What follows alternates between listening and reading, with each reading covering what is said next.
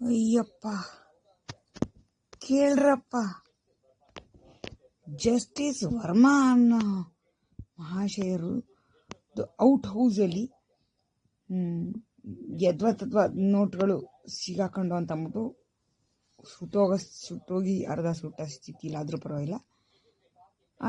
ಯಾವ ಜಾಗಕ್ಕೆ ಈಗ ಅವ್ರನ್ನ ಟ್ರಾನ್ಸ್ಫರ್ ಮಾಡೋರೋ ಆ ಜಾಗದಲ್ಲಿರೋ ಬಾರ್ ಅಸೋಸಿಯೇಷನ್ ಅಡ್ವೊಕೇಟ್ಗಳೆಲ್ಲರೂ ಸೇರಿಕೊಂಡು ಸ್ಟ್ರೈಕ್ ಮಾಡ್ತಾವ್ರಂತೆ.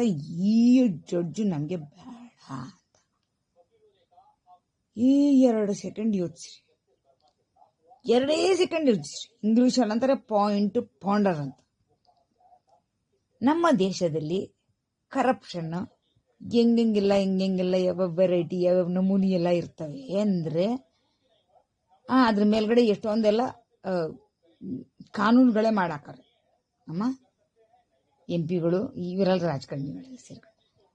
ಏನಪ್ಪ ಅದು? ಲಂಚ ತಗೊಳ್ಳೋದು, ಲಂಚ ಇಸ್ಕೊಳ್ಳೋದು. ಆಯ್ತಾ? ಲಂಚ ಇಸ್ಕೊಳ್ಳೋದಿದೆಯಲ್ಲ, ಅದಕ್ಕಿಂತ ಹೆಚ್ಚು ಕ್ರೈಮು ಲಂಚ ಕೊಡೋದು ಅಂತಾರೆ. ಈಗ ಅಸ್ಯೂಮ್ ಮಾಡ್ಕೊಳ್ಳಿ, ಸುಮ್ಮನೆ ಅದು ನಿಜನೋ ಸತ್ಯನೋ ಹೆಂಗೋ ಯಾರೋ ಪ್ಲಾಂಟ್ ಏನಾರ ಮಾಡಿದ್ರು ಅಲ್ಲಿ ಬಂದ್ಬಿಟ್ಟು ಈ ಜಡ್ಜನ್ನ ಸಿಗಾಕ್ಸಕ್ಕೆ ಅಂತ ಅಂದ್ಬಿಟ್ಟು ಅಂತ ಅಸ್ಯೂಮ್ ಮಾಡ್ಕೊಳ್ಳೋಣ. ಅಂದ್ರೂ ಇದು ಅನ್ಅಕೌಂಟೆಡ್ ಮನಿ ಅಂದರೆ ಯಾರು ನಮ್ಮದಲ್ಲ ಅಂತ ಹೇಳ್ತಾರೋ, ಯಾವುದಕ್ಕೆ ಬಿಲ್ಲು ಗಿಲ್ಲು ಏನಿರೋದಿಲ್ವೋ ಎಲ್ಲ ಕಳ್ಳ ದುಡ್ಡು ಅಂತಾರಲ್ಲ, ಆ ಕಳ್ಳ ದುಡ್ಡು ಆ ಜಾಗದಲ್ಲಿ ಸಿಕ್ತು ಅಂತ ಹೇಳಿದ್ರೆ ಅಲ್ಲಿ ಅಪರಾಧ ಮಾಡಿರೋರು ಇಬ್ಬರು, ಒಬ್ಬರು ಇಸ್ಕೊಂಡಿರೋರು, ಒಬ್ಬರು ಕೊಟ್ಟಿರೋರು. ಆಯ್ತಾ? ಜಡ್ಜಿಂದು ಕ್ಯಾಬಿನ್ ಒಳಗಡೆ ಇದರ ಜಡ್ಜಿಂದು ಹೈಕೋರ್ಟ್ ಜಡ್ಜು ಅದ್ರೊಳಗಡೆ ಎಲ್ಲ ಹೋಗೋಕ್ಕೆ ಇಲ್ಲ. ಆರ್ಡಿನರಿ ಜನಗಳಂತೂ ಆಗದೇ ಇಲ್ಲ. ವ್ಯವಹಾರ ಏನಿದ್ರು ದೊಡ್ಡ ಕೇಸ್ಗಳಲ್ಲಿ ತೀರನೆ ಅಷ್ಟು ದೊಡ್ಡ ಕೇಸ್ಗಳಲ್ಲಿ ದೊಡ್ಡ ಮನುಷ್ಯರಿಗೆ ಕವರ್ ಅಪ್ ಮಾಡಕ್ಕೆ ಅಂತ ಅಂದ್ಬಿಟ್ಟು ದೊಡ್ಡ ಅಡ್ವೊಕೇಟ್ಗಳು ಜಡ್ಜ್ ಜೊತೆ ವ್ಯವಹಾರ ಮಾಡಿರ್ತಾರೆ. ಇದಾ ಅಂದ್ರೆ ಅಲ್ಲಿ ಇಬ್ರು ಅಪರಾಧಿಗಳು, ಇಬ್ರು ಕೊಟ್ಟಿರೋರೊಬ್ರು, ಇಸ್ಕೊಂಡಿರೋರೊಬ್ರು. ಈಗ ಯಾರ ಕಸ್ಟಡಿಲಿ ಸಿಕ್ಕಿದೆ ದುಡ್ಡು ಅವ್ರೊಬ್ಬರನ್ನೇ ಅಪರಾಧಿ ಅಂತ ಹೆಂಗೆ ನಿಲ್ಸಕ್ಕಾಗ್ಬಿಡುತ್ತೆ? ಕೇಳ್ರಿ, ಅಡ್ವೊಕೇಟ್ಗಳೆಲ್ಲ ಸೇರ್ಕೊಂಡು ಸ್ಟ್ರೈಕ್ ಮಾಡ್ತಾವ್ರಂತೆ. ಕೊಟ್ಟಿರೋ ಮಹಾಶಯನು ಆ ಗುಂಪಲ್ಲೇ ಅವ್ರು ಇರ್ತಾನೆ ಅಲ್ವಾ? ಅಂದ್ರೆ ಎಲ್ಲ ಅಂದ್ರೆ ಆ ಪರ್ಟಿಕ್ಯುಲರ್ ಕೋರ್ಟ್ ಪ್ರಿಮೈಸಿಸ್ ಅಲ್ಲಿ ಇದ್ದೋದ್ರೂ ಪರವಾಗಿಲ್ಲ, ಇದು ನಡೆಯುತ್ತೆ ಇಂಥ ವ್ಯವಹಾರ ಜಡ್ಜ್ಗಳು ಮತ್ತೆ ಅಡ್ವೊಕೇಟ್ಗಳ ಮಧ್ಯ ಅನ್ನೋದು ಪೂರಾ ಪ್ರಪಂಚಕ್ಕೆಲ್ಲ ಗೊತ್ತಿರೋ ವಿಚಾರ. ನೋಡ್ರಪ್ಪ, ನನ್ನವೇ ಎಷ್ಟೊಂದು ಕೇಸ್ಗಳು ಮೀನಿಂಗ್ಲೆಸ್ ಅಂದ್ರೆ ಆ ತಲೆ ತಿರ್ಕಬೇಕು ಗೋಡೆಗೆ ಅನ್ನೋ ಲೆವೆಲ್ಗೆ ಡಿಸ್ಮಿಸ್ ಮಾಡೋದು, ಇಂಥವೆಲ್ಲ ಮಾಡ್ತಾರೆ. ಜಡ್ಜಸ್ ಮಾಡ್ತಾರೆ ಅಂಥದ್ದೆಲ್ಲಾನು. ಇವರೆಲ್ಲ ಮೊದಲೇ ಪ್ರೀ ಪ್ಲಾನ್ ಮಾಡ್ಕೊಂಡ್ ಬಂದಿರ್ತಾರೆ ಅನ್ನೋ ಜಡ್ಜು ಮತ್ತೆ ಅಡ್ವೊಕೇಟು ಅನ್ನೋ ಥರ ಮಾಡ್ತಾರೆ. ನಾನೇ ಅನುಭವಿಸಿದ್ದೀನಿ.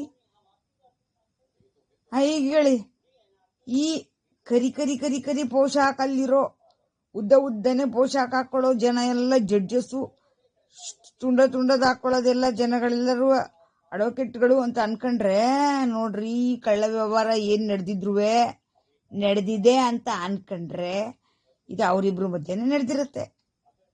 ಈಗ ಒಬ್ಬರು ಪಾಪ ಅಪರಾಧಿ ಜಾಗದಲ್ಲಿ ನಿಲ್ಲಿಸ್ಬಿಟ್ಟು ಬಾಕಿ ಜನ ನಮಗೆ ಬೇಕಾಗಿಲ್ಲ ನೀವು ಅಂತ ಸ್ಟ್ರೈಕ್ ಮಾಡ್ತಾವ್ರಲ್ಲ, ಇನ್ನು ಪ್ರೂವ್ ಆಗಕ್ ಮುಂಚೆಲೆಯ ಇದ್ಯಾವ ಸೀಮೆ ಕರೆಕ್ಟ್ ವ್ಯವಹಾರ ಇವ್ರು ಮಾಡ್ತಾ ಇರೋದು?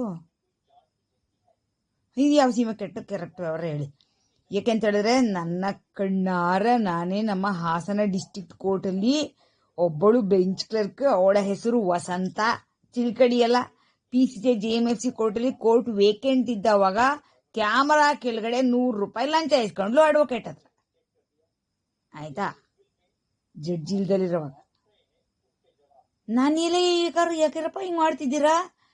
ಇದು ನಮ್ಮದು ಮತ್ತೆ ಅವ್ರದ್ದು ಮಧ್ಯೆ ಅಡ್ಜಸ್ಟ್ಮೆಂಟು ಅಂತ ಅಂದ್ಬಿಟ್ಟು ಅಡ್ವೊಕೇಟ್ಗಳೇ ಹೇಳ್ತಾರೆ. ಈಗ ಹೇಳಿ, ಕಳ್ಳರೆಲ್ಲಿದ್ದಾರೆ? ದುಡ್ಡು ಇಸ್ಕೊಂಡ ಜಡ್ಜ್ಗಳು ಕಳ್ಳರಾಯ್ತಾರೋ ಅಥವಾ ಕೊಟ್ಟ ಅಡ್ವೊಕೇಟ್ಗಳು ಕಳ್ಳರಾಯ್ತಾರೋ? ನಮ್ಮ ದೇಶದ ಕಾನೂನು ಮಾಡಾರಲ್ಲ, ಲಂಚ ಕೊಡುವುದು ಇಸ್ಕೊಳ್ಳುವುದಕ್ಕಿಂತ ಹೆಚ್ಚಾಗಿ ಲಂಚ ಕೊಡುವುದಕ್ಕೆನ ಜಾಸ್ತಿ ಕ್ರೈಮ್ ಅಂತ. ಈಗ ದೊಡ್ಡ ಕಳ್ಳರೆಲ್ಲರೂ ಸೇರ್ಕೊಂಡು ಸ್ಟ್ರೈಕ್ ಮಾಡ್ತಾವ್ರಂತೆ ಇಲಹಾಬಾದಲ್ಲಿ. ನಮಗೆ ಬೇಡ ಇದು ಈ ಜಡ್ಜು ಕಲಂಕಿತ ಜಡ್ಜು ಅಂತ ಅನ್ಬಿಟ್ಟು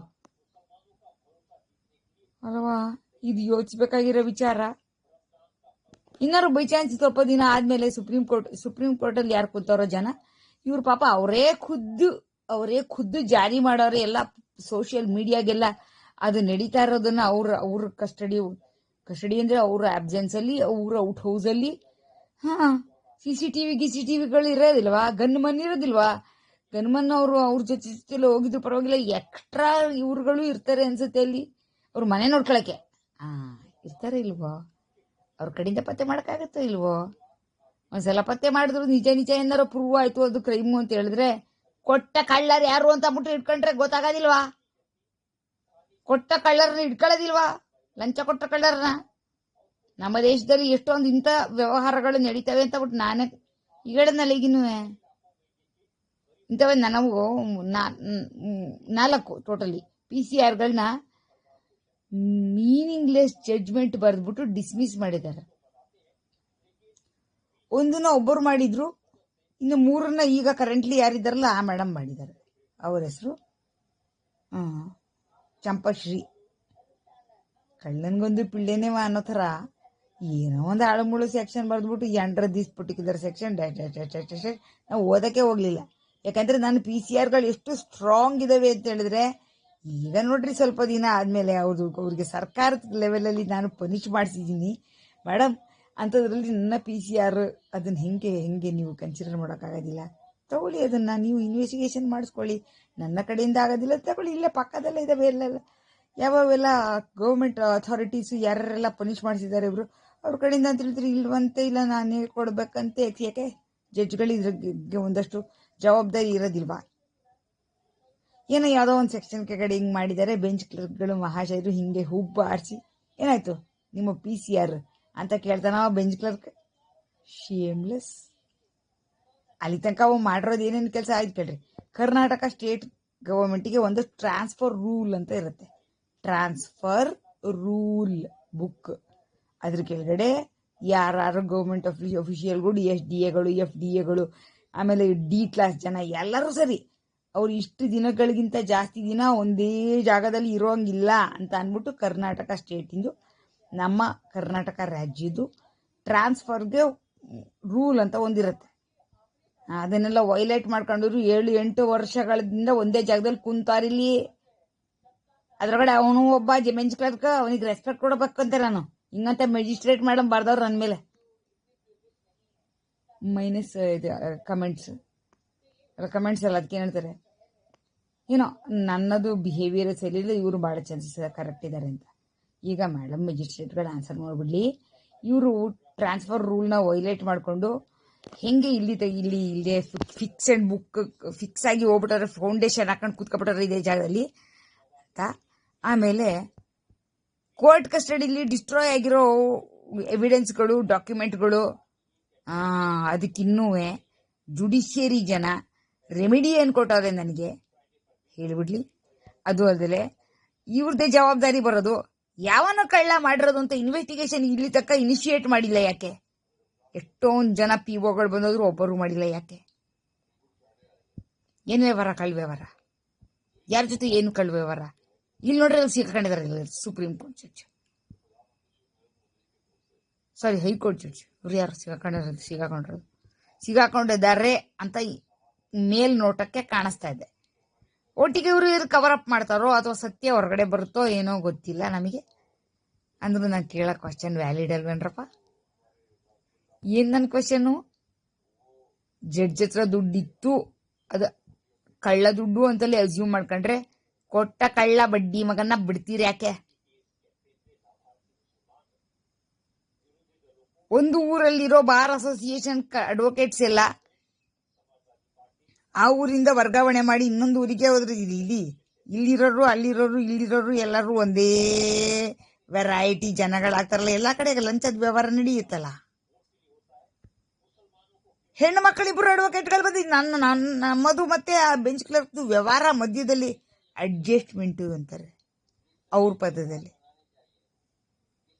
ಅದೇನಾರು ಆಡಿಯೋ ರೆಕಾರ್ಡ್ ಮಾಡ್ಕೊಂಡಿತ್ತು ಅಂತ ಹೇಳಿದ್ರೆ ಆ ಕ್ಯಾಮರಾ ಅಂಡರ್ ಕ್ಯಾಮರಾ ಇದು ನಡೀತಿತ್ತು. ಈ ಹೆಣ್ಮಕ್ಳು ಹೇಳಿದ್ದು ಅಡ್ವೊಕೇಟ್ಗಳು ಆ ಬೆಂಚ್ ಕ್ಲರ್ಕ್ದು ಮೆತ್ತಗೆ ಬಡಕ್ಕನ್ನ ತೆಗೆದು ಒಳಗಡೆ ಜೋಬೊಳಗಡೆ ಇಟ್ಕೊಂಡಿದ್ದು ಎಲ್ಲ ಕವರ್ ಆಗಿರುತ್ತೆ. ಫುಟೇಜ್ ಕೊಡಿ ನನಗೆ ಅಂತ ಬರೆದು ಕೊಡಿ ಮೇಡಮ್ ಅಂತ ಹೇಳ್ತಾರೆ. ಅದು ಕೊಡೋದು ಗ್ಯಾರಂಟಿ ಇಲ್ಲ. ಏನಾರ ಒಂದು ಸುಳ್ಳೆ ಬರೆದು ರಿಪ್ಲೈ ಮಾಡ್ತಾರೆ. ಪಾಪ ನಮಗೆ ಅಲ್ಲಿ ಇವಾಗ ಯಾರಿದ್ದಾರೋ ಚೀಫ್ ಅಡ್ಮಿನಿಸ್ಟ್ರೇಟಿವ್ ಆಫೀಸರು ಅವ್ರು ಎಷ್ಟು ಒಳ್ಳೆಯವರು ಅಂದರೆ ಪಾಪ ಮತ್ತೆ ನನ್ನ ಕೈಯಲ್ಲಿ ಏನೂ ಇಲ್ಲ ಮೇಡಮ್, ನೀವು ಬರೆದು ಕೊಡಿ ರಿಕ್ವಿಸಿಷನ್ನು, ನಾನು ಪಾಸ್ ಆನ್ ಮಾಡ್ತೀನಿ PDJಗೆ, ಅಷ್ಟೇ ನಂಗೆ ಮಾಡೋಕ್ಕಾಗೋದು ಅಂತ ಹೇಳ್ತಾರೆ. ಅಯ್ಯೋ, ಇಂಥ ಒಳ್ಳೆ ಜನನೂ ಇರ್ತಾರೆ. ಅದಕ್ಕೆ ಅಪೋಸಿಟ್ ಕಳ್ಳ ಜನಗಳು ಅಪಾರ ಸಂಖ್ಯೆಯಲ್ಲಿರ್ತಾರೆ. ನ್ಯಾಯಾಂಗದಲ್ಲಿ ಹಿಡಿಯೋರು ಇಲ್ಲ, ಒಂದು ಹದ್ದು ಬಸ್ತಲ್ಲಿ ಇಡೋರು ಇಲ್ಲ. ನ್ಯಾಯ ನೀತಿಲಿ ಕೇಸ್ ಫೈಲ್ ಇಟ್ಕೊಂಡು ತಿರುಗ್ತಾ ಇದ್ದಾರೆ. ಫೈಲ್ ಒಳಗಡೆ ಡಿಸ್ಟ್ರಾಯ್ ಆಗಿರೋ ಡಾಕ್ಯುಮೆಂಟ್ ಇದೆ. ಇಲ್ಲಿ ತನಕ ಕಳ್ಳನ ಹುಡ್ಕಕ್ಕೆ ಟ್ರೈ ಮಾಡೋದಿಲ್ಲ ಅವರು. ಟ್ರಯಲ್ ಮಾತ್ರ ಮಾಡ್ಕೊಂಡು ಹೋಗ್ತಿದ್ರು. ನಾಳೆ shame on me. Contempt case file ಮಾಡ್ತೀರಾ ನನ್ನ ಮೇಲೆ?